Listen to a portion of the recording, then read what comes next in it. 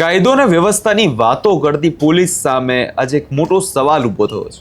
જામનગરમાં એક 12 વર્ષની માસૂમ સગીર દીકરીના અપહરણને આજે પૂરેપૂરા 9 દિવસ વીતી ગયા છે, છતાં રીલમાં દેખાડા કરતી પોલીસના હાથમાં હજી સુધી કશું નથી મળ્યું।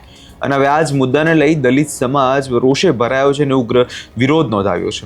શું છે સમગ્ર મામલો તેના વિશે વિગતે ચર્ચા કરીશું। નમસ્કાર, આપ જોઈ રહ્યા છો નિર્ભય ન્યૂઝ। હું છું આપની સાથે પ્રથમ મોદી। જામનગરમાં સમગ્ર દલિત સમાજમાં ભારે રોષ ફાટી નીકળ્યો છે। એક તરફ 12 વર્ષની માસૂમ બાળકી ક્યાં છે, કઈ હાલતમાં છે તેની કોઈને ખબર નથી, અને બીજી બાજુ પીડિત પરિવાર ન્યાય માટે દરદર ભટકી રહ્યો છે। પોલીસની આ કથિત ઢીલી અને નબળી કામગીરી સામે રોષે ભરાયેલા દલિત સમાજે હવે ન્યાયની માંગ સાથે ધરણા કાર્યક્રમ શરૂ કરી દીધો છે। સવાલ એ થાય છે કે આપણી દીકરીઓ ક્યારે સુરક્ષિત બનશે, ક્યારે ન્યાય મેળવવા માટે સામાન્ય જનતાએ રોડ પર નહીં બેસવું પડે। આ સમગ્ર ઘટનાક્રમની વિગત કંઈક એવી છે કે 45 વર્ષનો આધેડ આ 12 વર્ષની બાળકીને લલચાવીને ફુસલાવીને અપહરણ કરી ગયો હોવાના ગંભીર આક્ષેપો પરિવાર દ્વારા લગાવવામાં આવ્યા છે। વિચાર કરો, એક 45 વર્ષનો પુરુષ એક માસૂમ બાળકીને ઉઠાવી લઈ ગયો છે અને પોલીસને 9 દિવસ સુધી કોઈ પણ સુરાગ મળતો નથી। આ 9 દિવસ પીડિત પરિવાર માટે ખૂબ જ ચિંતાજનક છે। દીકરીના માતા પિતાને, દલિત સમાજના આગેવાનોને ન્યાયની આશા સાથે વારંવાર પોલીસ સ્ટેશનના ધક્કા ખાધા, પણ દુઃખની વાત એ છે કે જ્યારે પણ આ લાચાર પરિવાર પોલીસ પાસે આશાભરી નજરે જાય છે ત્યારે તેમને પોલીસ તરફથી માત્ર એક જ જવાબ મળે છે, તપાસ ચાલુ છે। હવે દલિત સમાજનો આરોપ સીધો છે કે પોલીસ જાણી જોઈને આ કેસમાં વિલંબ કરી રહી છે, કોઈના દબાણમાં કામ કરી રહી છે, અથવા તો આ મામલાની ગંભીરતા નથી જોઈ રહી। સૌ પહેલા નજર કરી લઈએ વિરોધના દ્રશ્યો પર અને સાંભળીએ આગેવાનોનું શું કહેવું છે।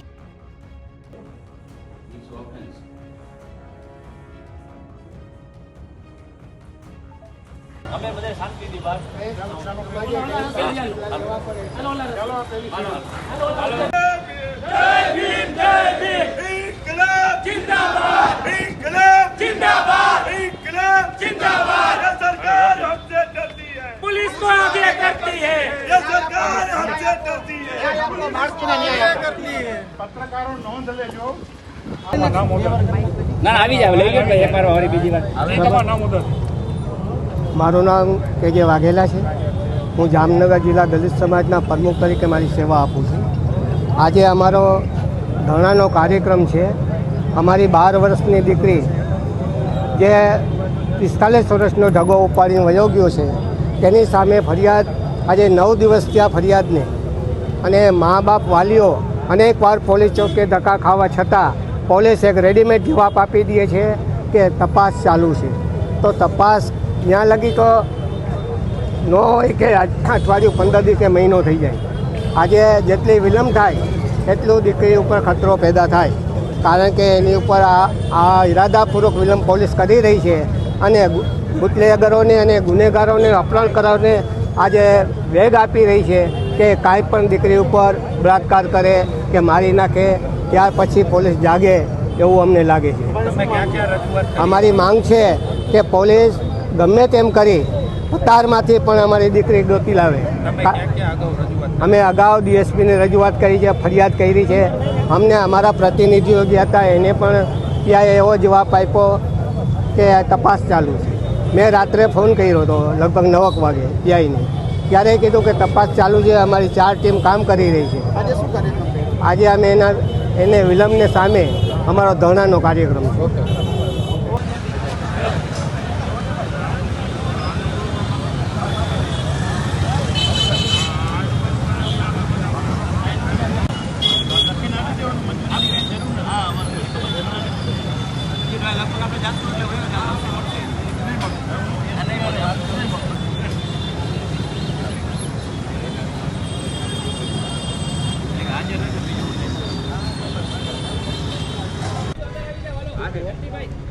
એક 12 વર્ષની અનુસૂચિત જાતિની દીકરી, વિભાપર ગામની વતની નાની સગીર વયની દીકરી, એના પિતાજીનું મૃત્યુ થયેલ છે।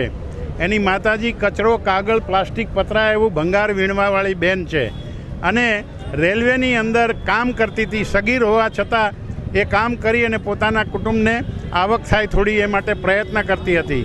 ત્યાં એક જેસીબીવાળા ભાઈ હતા, એની ખરાબ નજર આ છોકરી ઉપર હોય એવી ફરિયાદ કરવામાં આવી રહી છે એના કુટુંબીજનો તરફથી। અને એ માણસ આ દીકરીને ઉપાડીને ભાગી ગયો હોય એવું લાગે છે.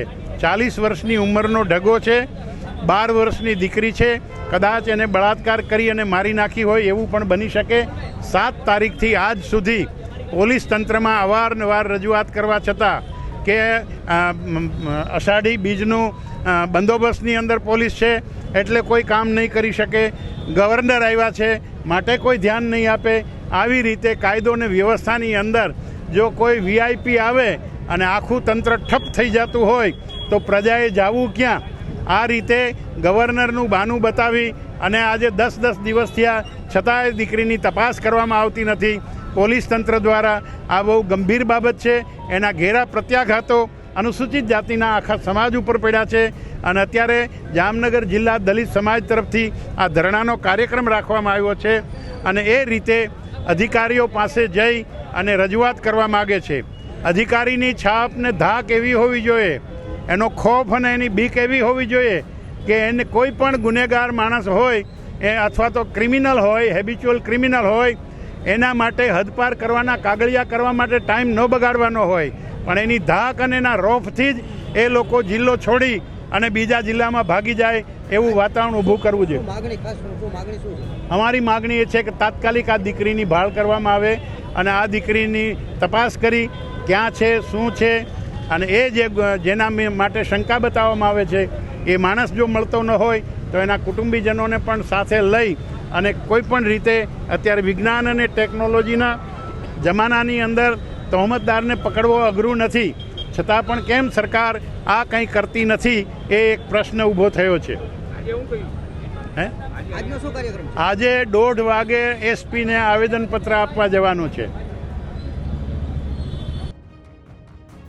જેમ જેમ સમય પસાર થઈ રહ્યો છે તેમ તેમ દીકરીની સલામતી અંગે સમાજમાં ચિંતાનો માહોલ ઘેરો બનતો જઈ રહ્યો છે. 9 દિવસનો સમય ઓછો નથી. એક 12 વર્ષની બાળકી અથવા નરાધમના સગંજામાં સુરક્ષિત હશે કે કેમ તેની સાથે કોઈ અનિચ્છનીય ઘટના ના ઘટી જાય કે આ પરિવારમાં ડર છેલ્લા કેટલાય દિવસોથી ચાલી રહ્યો છે. પરિવારની આ એક જ માંગ છે કે દીકરી સાથે કોઈ અનર્થ ના થાય તે પહેલાં પોલીસ તાત્કાલિક અને કડક કાર્યવાહી કરી લે. એવું નથી કે પરિવાર સીધા ધરણા પર ઉતરી ગયા છે. આ પૂર્વ દલિત સમાજના આગેવાનો દ્વારા જિલ્લા ઉચ્ચ પોલીસ અધિકારીની સમક્ષ લેખિત અને મૌખિક રજૂઆતો પણ કરવામાં આવી છે. તે સમયે પોલીસ તંત્ર દ્વારા એવું આશ્વાસન આપવામાં આવ્યું કે આરોપીને પકડવા માટે પોલીસ 4 ટીમો બનાવીને અલગ અલગ દિશામાં કાર્યરત છે. પરંતુ સવાલ એ થાય છે કે જો 4 નવી ટીમો 9 દિવસથી કાર્યરત છે તો પરિણામ કેમ શૂન્ય છે? શું આરોપી એટલો શાતિર છે કે 4 ટીમોની પણ હાથને તાળી આપીને ભાગી ગયો છે? હવે દલિત સમાજની ધીરજનો અંત અહીંયા આવી ગયો છે અને સમાજના આગેવાનો અને પીડિત પરિવાર એક જ જીત પર અડગ છે કે ગમે તેમ કરીને અમને અમારી દીકરી સહી સલામત હેમખેમ પાછી આપી દો. જામનગરમાં શરૂ થયેલા આ ધરણા પ્રદર્શન હવે ઉગ્ર સ્વરૂપ ધારણ કર્યું છે. સમાજે પોલીસ અને તંત્રને બહુ સ્પષ્ટ શબ્દોમાં ચીમકી આપી દીધી છે કે જ્યાં સુધી માસૂમ દીકરી હેમખેમ પરત નહીં આવી જાય ત્યાં સુધી આ નરાધમ જેલના છળિયા પાછળ નહીં ધકેલાય ત્યાં સુધી આ આંદોલન સહેજ પણ પાછું નહીં ખેંચાય. આ લડત હવે માત્ર એક દીકરી પૂરતી નથી, પણ આ લડત દીકરીઓની સુરક્ષા અને કાયદાના જે ડરને પ્રસ્થાપિત કરવાની લડત બની ચૂકી છે. આ વિષયમાં તમારો શું અભિપ્રાય છે કમેન્ટ કરી ચોક્કસથી જણાવજો અને અમારી ચેનલ નિર્ભય ન્યૂઝને લાઇક, શેર અને સબસ્ક્રાઇબ કરવાનું ભૂલશો નહીં.